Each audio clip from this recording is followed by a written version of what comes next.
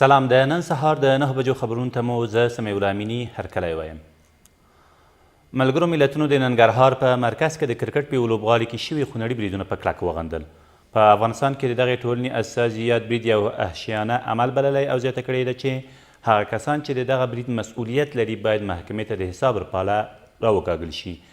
د نوموړي په وینا په داسې حال کې چې افغانان د سولې په لټه کې دي، موږ باید داسې بریدونو ته اجازه ورنه کړو چې د جګړې پای ته رسولو لپاره د ټولیزو هڅو د پرمختګ مخه نیسي. د ننګرهار په مرکز کې د کرکټ په یو لوبغالي کې د 2 شپې وړاندې خونړیو بریدونو کې 8 کسان وژل شوي او څه باندې 50 نور ټپیان دي.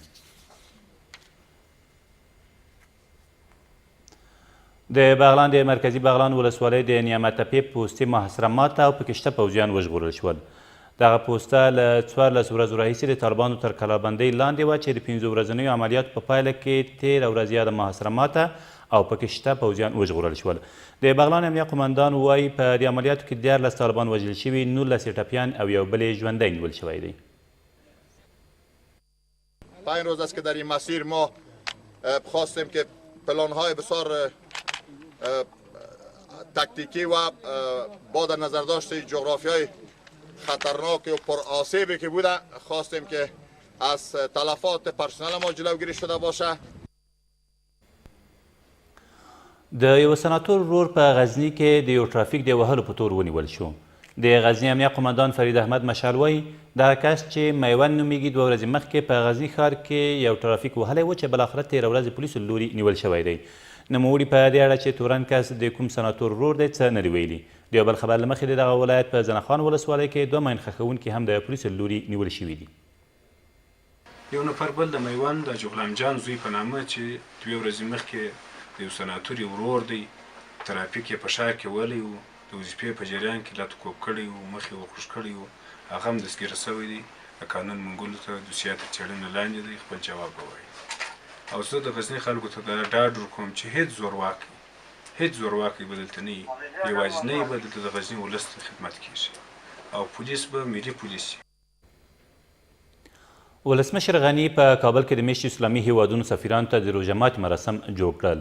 ښاغلي غني د روژه ماتي او ماښام له لمانځه وروسته یادو ډیپلوماتانو ته د روژې د رارسېدو له امله مبارکي وویله او د مسلمانانو او اسلامي هیوادونو ترمنځ یې پر لا زیات یووالي او پیوستون ټینګار وکړ.